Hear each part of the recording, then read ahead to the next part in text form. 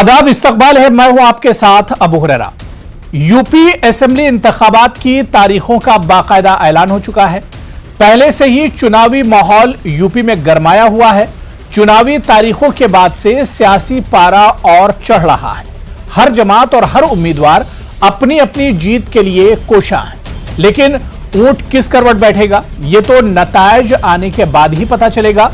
फिलहाल हर किसी को अपनी अपनी जीत नजर आ रही है, लेकिन जमीनी सतह पर हकीकत क्या कुछ है, आज इसी पर हम बातचीत करेंगे। बहुत खास मेहमान मेरे साथ जुड़े हुए हैं। बहुत जल्दी अपने मेहमानों का आपसे तारुफ करा देता हूं। मेरे साथ बीएसपी से स्पोक्स पर्सन फैजान खान साहब जुड़े हुए हैं। फैजान खान जी, आपका बहुत इस्तकबाल है न्यूज 18 उर्दू में। मेरे साथ बीजेपी के स्पोक्स पर्सन प्रियांक पांडे जी भी इस डिबेट का हिस्सा है। प्रियांक जी, आपका भी बहुत इस्तकबाल है न्यूज 18 उर्दू में। कुछ देर में हमारे साथ कांग्रेस और समाजवादी पार्टी के स्पोक्स पर्सन भी इस डिबेट में जुड़ेंगे। मैं सबसे पहले प्रियांक पांडे जी आपसे शुरुआत करना चाहूंगा। बीजेपी का मिशन 300 के पार बीजेपी कहती रही है। अब जबकि चुनावी बिगुल बज चुका है और सबको इंतजार 10 फरवरी का है कि 10 फरवरी से वोटिंग शुरू होगी यूपी में। क्या कुछ तैयारियां हैं, क्या कुछ मिशन है, किस तरह से आप लोग मेहनत कर रहे हैं? देखिए अबू जी, मैं आपको ये बताना चाहता हूं कि भारतीय जनता पार्टी सतत काम करने वाले संगठन है और हम साल के 365 दिन काम करते हैं। हम विभिन्न अभियानों के तहत जनता के बीच में लगातार बने रहते हैं। वो चाहे कोरोना पेंडेमिक का समय उठाकर देख लीजिए या लगातार हमारा कोई ना कोई अभियान नीचे जनता के बीच में लगातार सतत रूप से चलता रहता है और उस दिशा में काम करते रहते हैं हम लोग। और नित नए एक आप कोरोना काल को ही उठाकर देखिए, सेवा ही संगठन के माध्यम से जब पूरा का पूरा विपक्ष क्वारंटीन था या आइसोलेशन में था, तो उस समय हमारी पूरी सरकार और हमारा संगठन वो हमारे अध्यक्ष जी के, प्रदेश अध्यक्ष जी के आह्वान पर सड़क पर था। वो चाहे हमारा बूथ का कार्यकर्ता हो, चाहे वह हमारा मंडल का कार्यकर्ता हो, चाहे जिले का हो, चाहे प्रदेश का हो, चाहे क्षेत्र का हो, सभी लोग सड़क पर उतरकर प्रवासी मजदूरों को हर सुविधा पहुंचाना, उनको भोजन पहुंचाना, लोगों के घर में राशन पहुंचाना, उनके दुख सुख को बांटना, इस तरह से लगातार हम लोग इतना सब कुछ। प्रियांक पांडे जी, आपकी सरकार ने, योगी जी की सरकार ने इतना सब कुछ किया है, लेकिन चुनाव में हम देख रहे हैं कि डेवलपमेंट छोड़कर वही जात पात की सियासत हो रही है, मजहब की सियासत की जा रही है, कब्रिस्तान और शमशान की सियासत हो रही है, जिन्ना और पाकिस्तान की सियासत हो रही है। जब इतना काम किया तो डेवलपमेंट पर चुनाव होना चाहिए। देखिए, मैं आपको अबू जी बताना चाहता हूं, आज ही हमारे प्रदेश अध्यक्ष जी ने एक नारा दिया है, सुविधा। सु से सुरक्षा, जी, वी से सुरक्षा और कानून व्यवस्था, वी मतलब कि विकास और रोजगार, धा मतलब धर्म और संस्कृति और राजधर्म। वो राजधर्म जिसमें सबका साथ होगा, सबका विकास होगा, सबका विश्वास होगा। हम लगातार इसी एजेंडे पे आगे बढ़ रहे हैं। और अबू जी, मैं बताना चाहता हूं, भारतीय जनता पार्टी का सदैव से ये इतिहास रहा है कि हमने अंत्योदय की बात की, हमने गवर्नमेंट की एक एक सुविधाएं पंक्ति में बैठे अंतिम व्यक्ति तक पहुंचाने का निर्णय लिया। न केवल निर्णय लिया बल्कि उसको चितार्थ कर दिखाया। आज सरकार द्वारा दी जा रही सभी चीजें नीचे तक डिलीवर हो रही हैं। आज आप गांव लेवल पे चलिए मेरे साथ, मैं आपको दिखाता हूं। हर जरूरतमंद को पक्का घर मिला है, शौचालय मिला है, बिजली मिली है, आयुष्मान कार्ड मिला है, आज उसको गैस कनेक्शन मिला है और जरूरत पे जब पेंडेमिक का समय था और उनको राशन भी दिया गया है। और आज रोजगार के तरह तरह के रोजगार सृजन का कार्यक्रम चल रहा है। ठीक है, और ठीक है, अपोजिशन इसे किस तरह से देखता है? फैजान खान साहब, मैं आपके पास आऊंगा। प्रियांक पांडे जी, जैसे जैसे अपनी हुसूलियाबियां गिना रहे हैं और विकास और डेवलपमेंट की बात कर रहे हैं, आप मुस्कुरा रहे हैं। क्या वजह है?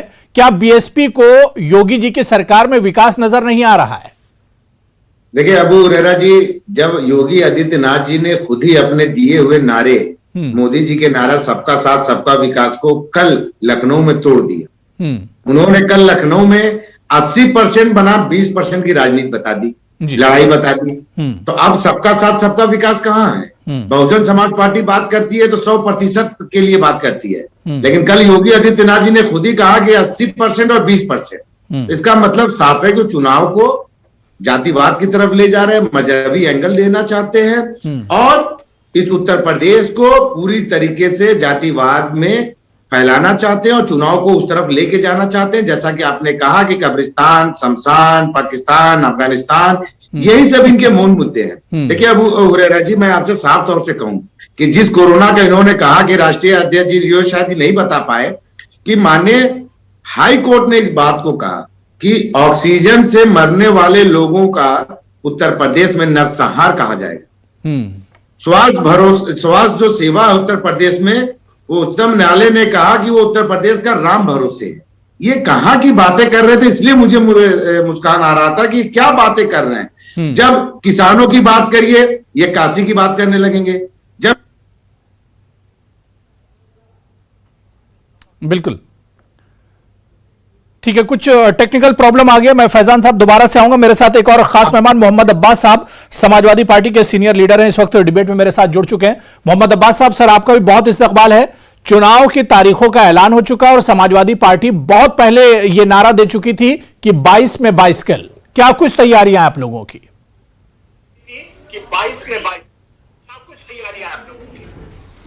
22 में बाइसिकल आएगी, ये तो जनता ने तय कर दिया है। हमारी तैयारी है उन 85% सरहौरा समाज की, दलितों की, पिछड़ों की, वंचितों की, बेरोजगारों की, गाड़ियों से रौंदे गए केंद्रीय गृह राज्य मंत्री के पुत्र द्वारा जो किसान रौंदे गए उन किसानों की, दलितों की बेटियों को जिंदा बलात्कार करके पेट्रोल छिड़क कर आग लगाने वाली अबलाओं की, हर वर्ग की पीड़ा अखिलेश यादव जी अपने अंदर अपने सीने में समाये हुए हैं और उनकी समस्याओं का समावेश करने का उत्तर प्रदेश की जनता की तमाम समस्याओं का एक ही समावेश है कि बस 2022 में बाइसिकल और अखिलेश है।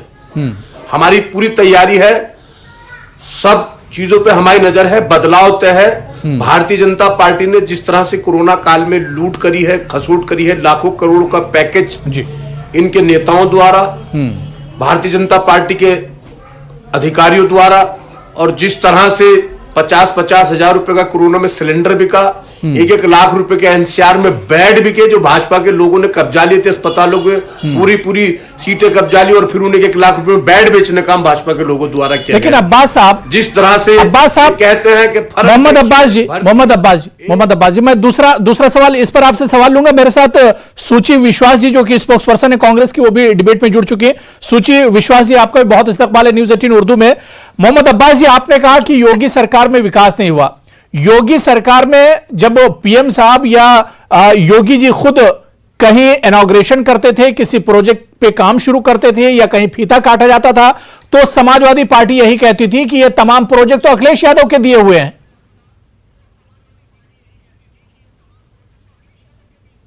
जी ऐसा ही था। शमशान घाट में ऐसा ही था। मैं सुची जी, मैं आपके पास आ रहा हूं। अब्बास जी बात पूरी कर ले, मैं दोबारा से आ रहा हूं। तो यानी अब्बास जी, समाजवादी पार्टी के कहने का मतलब यह कि योगी सरकार में कोई काम नहीं हुआ है।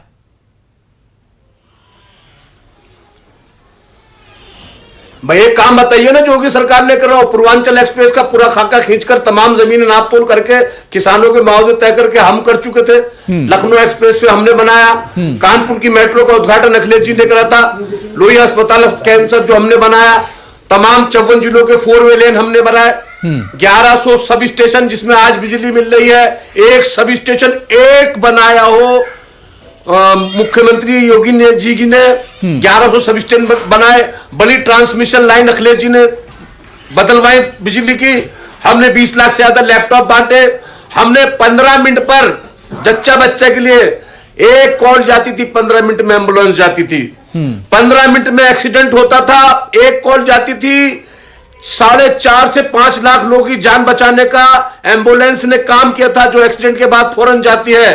आज जानवरों के लिए एम्बुलेंस है, इंसानों के लिए कोई एम्बुलेंस नहीं है, कहीं कोई व्यवस्था नहीं है। आज तो सिर्फ बुलडोजर है और कुछ नहीं है। ब्राह्मणों का नरसंहार हो रहा है, नितिन तिवारी से लेकर जो शुरू हुआ था और मनीष गुप्ता तक, जो गोरखपुर में बेगुनाह व्यापारी मार डाला गया। तमाम दलितों की बेटियों पर पेट्रोल छिड़क कर आग लगाई जाती है। किसानों को रोंदा जाता है। प्रियंक जी, इस पर आपका जवाब चाहिए। जब योगी जी ने किसी प्रोजेक्ट की ओपनिंग की या किसी प्रोजेक्ट को शुरू किया तो उस पर समाजवादी पार्टी का सबसे पहले यही कमेंट आया कि यह काम तो अखिलेश यादव ने शुरू किया था, सिर्फ फीता काट रहे योगी जी। देखिए अबू जी, समाजवादी पार्टी का और अखिलेश यादव जी का फ्रस्ट्रेशन सामने है। आप देखिए, वो दूसरे वास्को डिगामा साबित हो गए हैं कि हर चीज वही खोज के लाए हैं। और आप देखिए, उन्होंने अपने बयान में कहा, उनकी हताशा साफ इसी से झलक रही है कि आज जब कोरोना की गाइडलाइन को पूरी दुनिया मानने को तैयार है तो वो उस पर ये कह रहे थे कि हम डिजिटली बड़े कमजोर हैं और हमें अनुदान दिया जाए। काम का नाम बताएं। देखिए, जिस व्यक्ति ने खाली जुमला ना बोले, का विरोध किया हो, पूछ लेगी जी कोरोना की वैक्सीन का विरोध किया हो, वो देश की जनता और प्रदेश की जनता के बारे में क्या सोचेंगे वो। और आप ये देखिए, भारतीय जनता पार्टी ने मिशन बनाकर अभियान चला, कोरोना की वैक्सीन को यमराज का टीका है, वैक्सीन लगवाने लगवाए, लेकिन फिर भी लोगों को कोरोना हो रहा है। ऐसा ना करिए। विकास की एक नई गाथा लिखी है।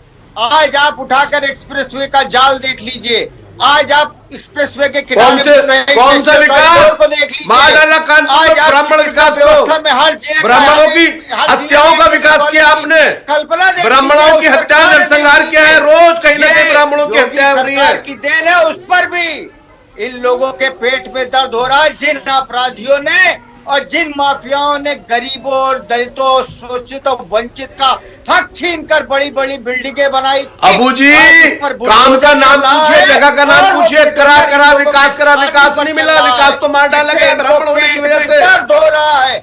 इनके जो काला धन रखने वाले साथी आज एक्सपोज हो रहे हैं, इनके इत्र के मित्र एक्सपोज हो रहे हैं।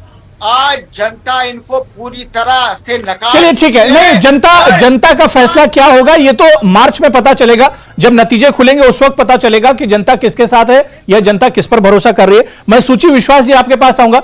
सूची जी, कांग्रेस यूपी में हर बार हमने चुनाव में देखा कि घटती जा रही, लेकिन इस बार प्रियंका गांधी पूरे जोरों शोर से कांग्रेस को लेकर खड़ी हुई है और मजबूती दे रही है।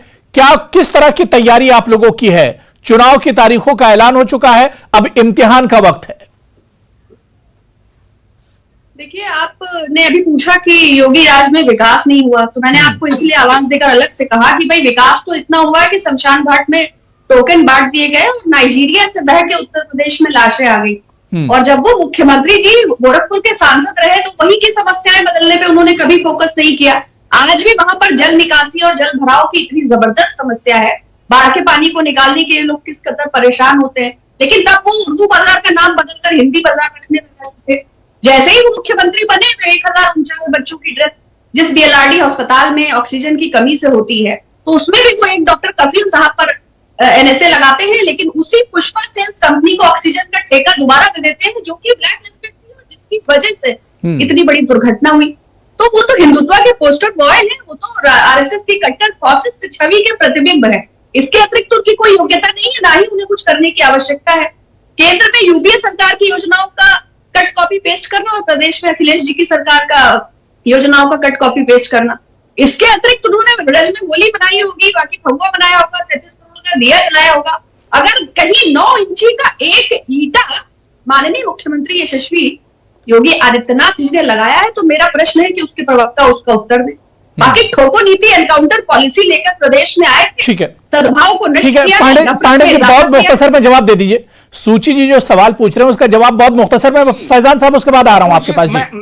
मैंने अभी कहा कि पूरा विपक्ष आज चुनावी टूरिज्म पे निकला है। अभी तक तो ये लोग आइसोलेशन में थे, क्वारंटीन थे।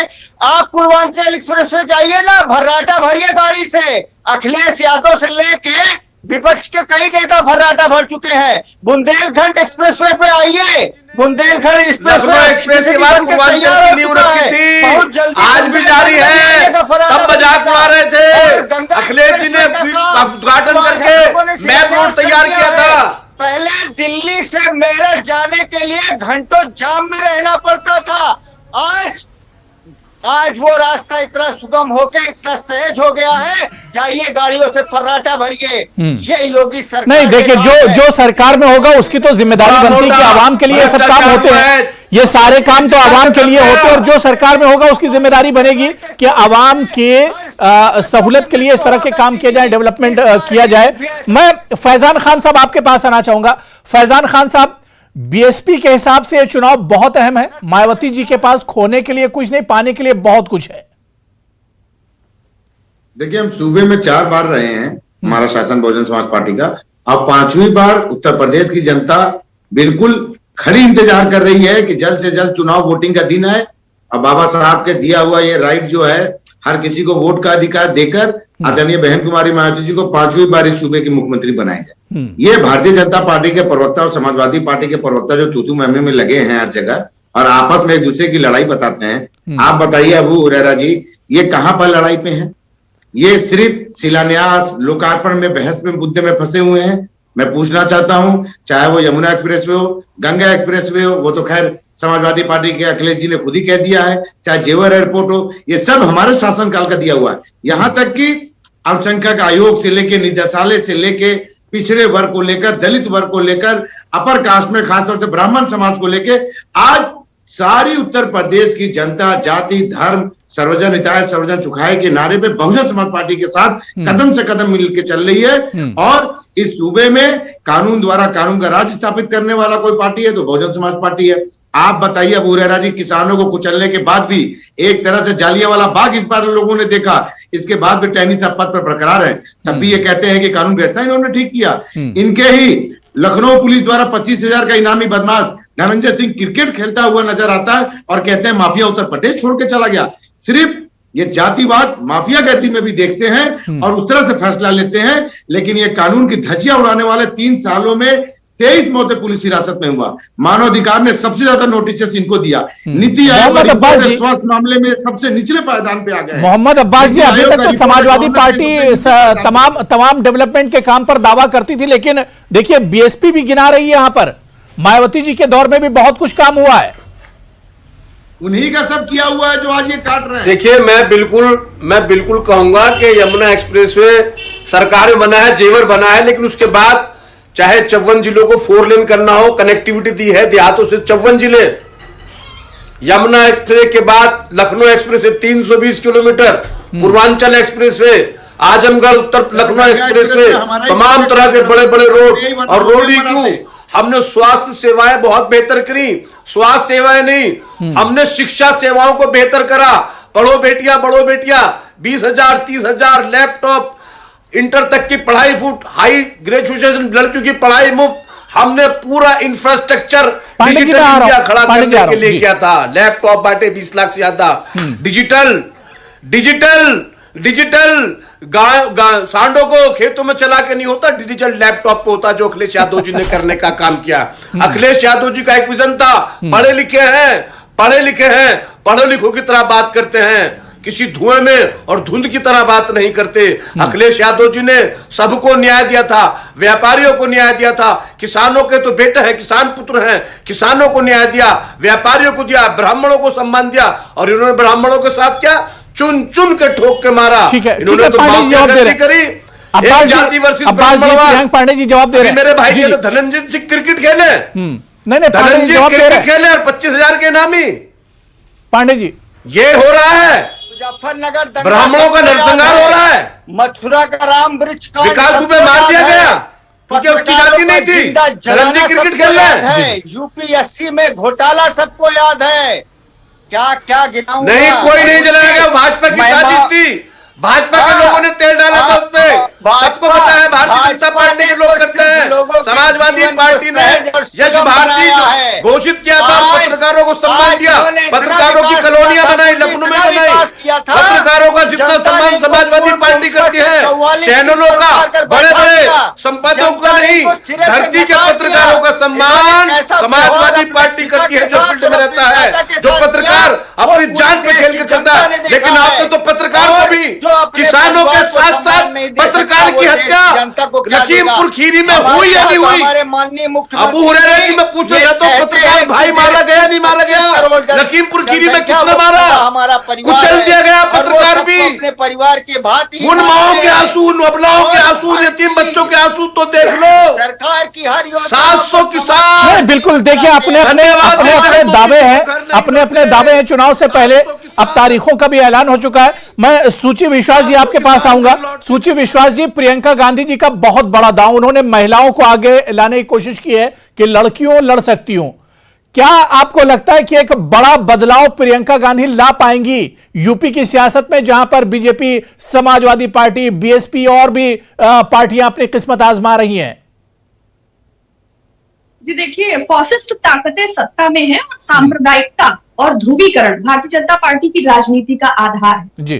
तो ऐसे में जबकि समाज में सद्भाव नष्ट करके, टॉक्सिसिटी और हेट्रेड में इजाफा करके एक सुनियोजित साजिश के तहत, चाहे वो डिजिटल हेट्रेड हो, चाहे वो फिजिकल हेट्रेड हो, चाहे वायलेंस अगेंस्ट विमेन हो, तो जो संघ का बेसिक स्कूल ऑफ थॉट है वो दलित और स्त्री विमर्श के वैसे ही विरोधी है।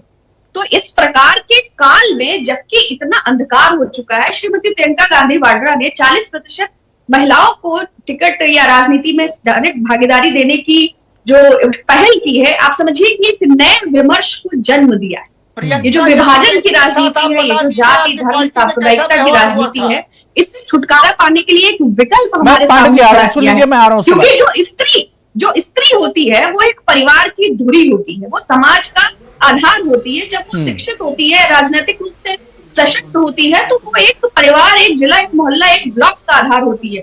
उसको इस बात पर बांटना कि ये फला जाति से है या फला समुदाय से, ये अलग है।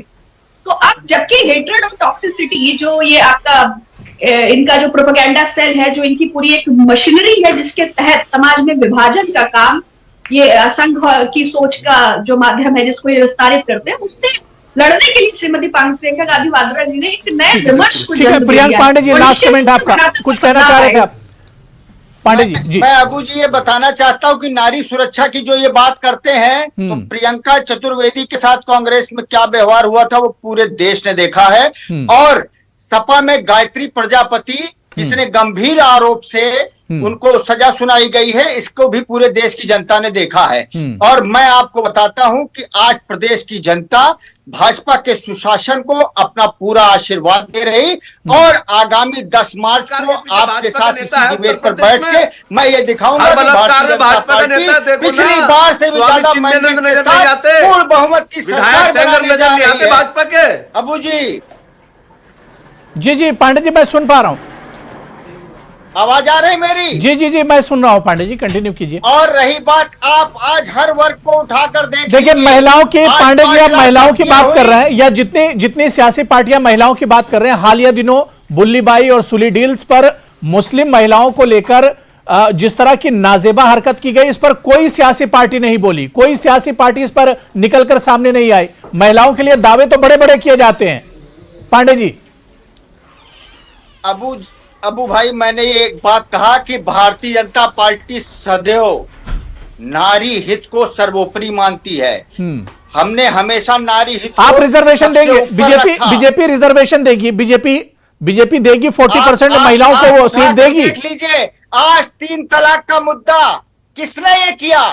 ये भारतीय जनता पार्टी की सरकार ने किया है अबू भाई, ये भारतीय जनता पार्टी की सरकार ने किया। लेकिन बुल्लीबाई और सुली डील पर तो खामोश है सरकार। सोच को जाने के लिए बुल्लीबाई और सुली डील पर तो खामोश है सरकार खामोश है।